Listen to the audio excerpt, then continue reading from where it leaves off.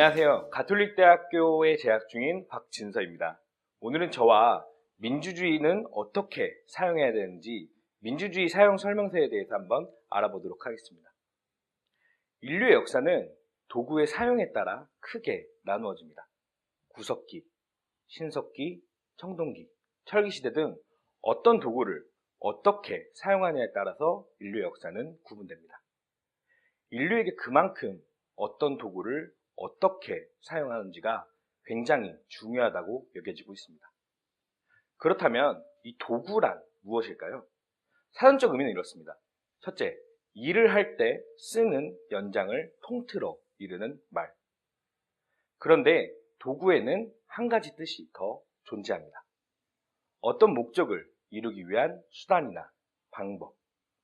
단순히 일을 할 때 쓰는 연장이 아닌 어떤 목적을 이루기 위한 수단이나 방법으로도 인류는 이 도구를 사용하고 있습니다.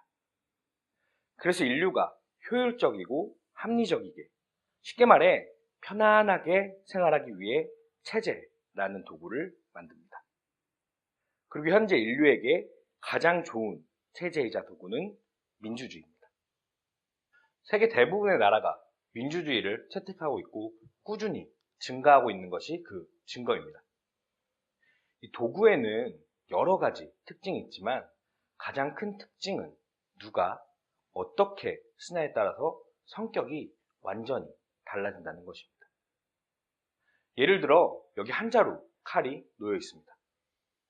이 칼은 누가 어떻게 쓰냐에 따라 성격이 변하게 되죠. 예를 들어서 수술실로 가볼까요? 수술실에 있는 의사가 이 칼을 잡는다면 이것은 메스, 사람을 살리는 도구가 될 것입니다. 아니면 한 식당으로 가볼까요? 식당에서 요리사가 이 칼을 쥔다면 이 칼은 우리에게 맛있는 음식을 전달해주는 도구가 될 것입니다. 하지만 반대로 이 칼을 강도가 갖게 된다면 어떻게 될까요? 강도가 이 칼을 사용한다면 우리의 재산을 위협하는 것은 물론이고 더 나아가 우리의 생명까지 해칠 수 있는 흉측한 도구가 될 것입니다. 민주주의도 마찬가지입니다. 민주주의도 이 하나의 도구이기 때문에 누가 어떻게 사용하는지에 따라서 성격이 너무나도 달라집니다. 한번 예를 들어 보겠습니다. 1933년 한나라의 무너진 경제를 되살리고 패전으로 잃어버린 조국 땅을 되찾는 것을 목표로 한 지도자가 있었습니다. 그는 1932년 대통령 결선 투표에서는 아쉽게 낙선하였지만 이듬해 총리로 임명됩니다. 그리고 대통령이 서거하자 합법적으로 대통령과 총리를 겸하는 총통의 자리에 오릅니다. 그리고 외교, 경제, 군부 요인들의 협력을 얻어 외교상의 성공을 거두었고 경제 재건과 번영을 이루었으며 군비를 확장하여 나라를 최강국으로 발전시켰기 때문에 국민의 열광적인 지지를 받게 되었습니다. 앞서 말한 이 지도자는 바로 아돌프 히틀러입니다. 세계에서도 손꼽히는 악명 높은 독재자입니다. 단순히 결과만 봤을 때는 국가의 발전을 위해 노력했고 성과도 좋았기 때문에 유능한 지도자라고 생각할 수 있습니다. 하지만 히틀러는 자신의 권력을 이용하여 2차 세계대전을 발발하여 유럽을 폐허로 만듭니다. 도구는 누가 어떻게 사용하느냐에 따라서 그 결과와 성격이 완전히 달라집니다.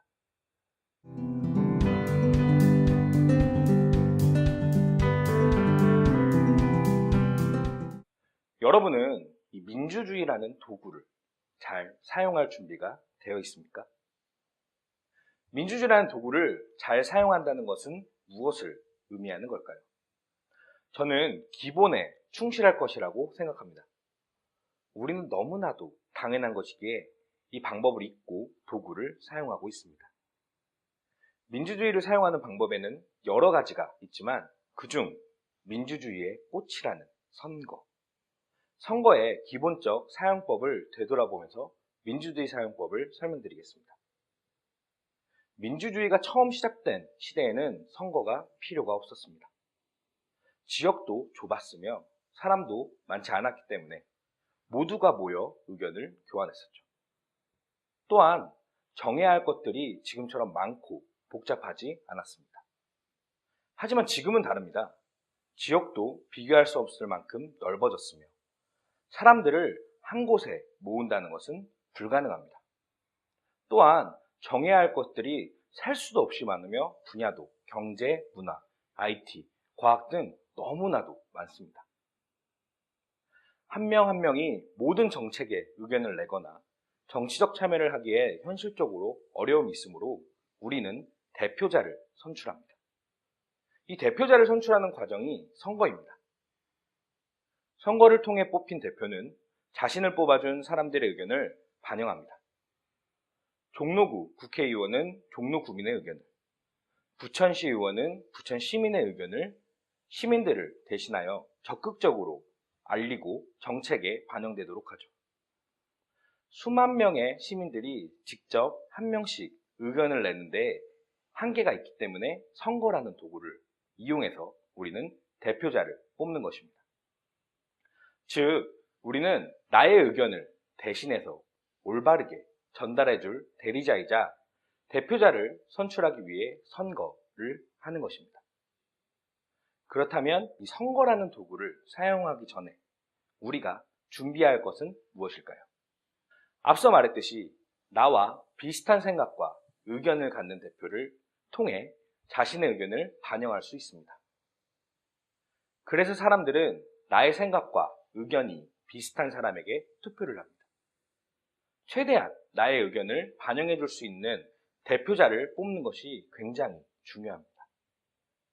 다만 우리는 실제 투표를 하기 전에 충분한 사전 지식을 가지고 있는 걸까요? 사실은 인기 투표로 아니면 고향이 같아서 학교 동창이라서 등의 이유로 투표를 하고 있는 건 아닐까요? 마지막으로 더 중요한 점은 대표자를 선출하기 전에 나는 얼마나 문제점에 대해 충분히 알고 있느냐는 것입니다. 우리는 정보의 부족이나 선입견 때문에 문제점에 대해 바로 파악하지 못하는 경우가 많습니다. 건전하고 다양한 의견 청취와 토론, 그리고 비판을 통해 이것을 보완할 수 있습니다. 저는 1년 동안 기숙사 한 층의 대표를 한 적이 있습니다. 매달 대표자 기숙사 간담회를 가졌는데 각 층의 대표, 여학생 대표, 남학생 대표 등 여러 대표들이 모여 기숙사 생활에 고충을 나누고 문제점을 파악하는 자리였습니다. 저는 이 간담회를 하면서 굉장히 민주적이라고 생각하였고 나름 자부심도 갖고 있었습니다. 그러던 어느 날 수업에서 친해진 한 중국인 학생이 저에게 기숙사에 살면서 불편한 점을 토로하였습니다. 저는 기숙사 간담회에서 이야기하는 것이 어떻게 했느냐고 친구에게 이야기하였습니다. 그리고 그 친구는 기숙사 간담회라는 것을 처음 듣는다고 하였습니다. 기숙사에 거주하는 모든 이를 대표하는 민주적인 회의를 스스로 개최하고 있다고 생각하였는데 의외로 외국인에 대해 간과하고 있었음을 깨달았습니다. 저는 즉각 다음 간담회에 이 학생과 동행하여 외국인 학생도 발언할 수 있는 기회를 만들어 주었습니다. 외국인 학생 대표자가 합류한 이후 한국 학생으로서 인식하고 있지 못했던 문제점들을 새롭게 알게 되었습니다. 기숙사처럼 우리 사회도 매우 다양한 사람들이 함께 살아가고 있습니다. 때로는 나와 비슷한 사람들의 의견에만 집중을 하곤 합니다.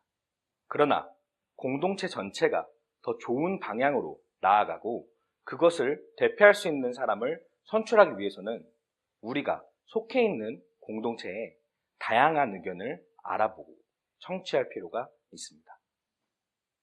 선거가 끝나면 대부분의 사람들이 무관심으로 돌아섭니다. 하지만 도구는 항상 관리가 필요합니다. 요리를 한 후에 사용한 도구를 깨끗하게 정리해두지 않으면 다음 요리를 할 때 이물질들이 묻어 있어 사용할 수가 없습니다. 이렇듯 도구를 사용한 후에도 내가 해야 할 일이 있습니다. 도구가 잘 사용되었는지 점검하고 관심을 갖는 것입니다. 도구가 진정한 의미를 가질 때는 그것이 사용되어질 때, 누군가가 사용할 때입니다. 따라서 가장 중요한 것은 도구를 사용하는 사람이라고 말할 수 있습니다. 도구 사용의 결과는 그것을 사용하는 자기 자신에게 돌아옵니다. 즉, 민주주의에서는 이를 이용하는 시민이 가장 중요하며 선거에 대한 결과가 우리에게 돌아온다는 이야기입니다. 그리고 여기에서의 우리는 현 시대의 나뿐만이 아니라 다음 세대까지 이어집니다. 독일의 히틀러 사례에서도 알 수 있듯이 그 결과의 책임에 대해 독일 시민은 여전히 벗어나지 못하고 있습니다. 그리고 그 책임의 결과는 혹독했습니다. 우리가 선거 이후에도 제대로 된 선택이었는지 확인하고 점검할 수 있는 방법 중 가장 확실하고 간단한 방법은 공약을 이행하였는지 확인하는 것입니다. 언론사, 시민단체에서는 각 지역의 공약 이행률과 이행평가를 실시하고 있습니다. 관심을 가지고 내가 뽑은 대표자가 선거 전에 공약을 잘 이행하고 있는지 스스로 확인해 봐야 합니다. 만약 공약 이행이 되지 않고 있거나 잘못된 방향으로 간다면 적극적으로 목소리를 내어야 합니다. 현대사회의 시민으로서 목소리를 내는 방법은 SNS, 시의회 홈페이지, 정당 홈페이지, 언론사 등 방법이 많이 있습니다. 이런 방법을 통해 내가 지켜보고 있음을 상기시켜줘야 합니다. 우리는 선거를 왜 해야 하는지, 어떻게 해야 하는지, 끝난 후에는 무엇을 해야 하는지를 알아보았습니다. 어쩌면 너무나도 당연한 이야기입니다. 민주주의, 그 중에서도 선거라는 도구를 사용하는 기본만 지키면 됩니다. 하지만 그것이 지켜지고 있지 않습니다. 왜 선거를 해야 하는지, 자각하지 못하고 선거를 하니까 해야지 라는 안일한 의식, 어떻게 올바른 사람을 대표로 선출해야 하는지 모르고 선거가 끝나면 다시 다음 선거가 있을 때까지 무관심하는 태도, 가장 기본적이지만 지켜지지 않고 있습니다. 어떤 도구를 사용할 때 도구가 가진 기본에 충실했을 때 빛을 보는 법입니다. 민주주의 그리고 선거가 나의 삶을 편안하게 해주는 도구가 될지, 또는 귀찮은 일 혹은 내게 부메랑으로 돌아오는 것이 될지는 우리 스스로의 자세와 선택에 달려 있습니다. 당신 손에 쥐어진 그 도구, 의사처럼 사람을 살리는 유익한 도구로 사용할지, 아니면 강도처럼 사람을 해하는 도구로 사용할지는 여러분에 달려 있습니다. 지금까지 도구로서의 민주주의 사용 설명서에 대해서 말씀드린 박진서였습니다. 감사합니다.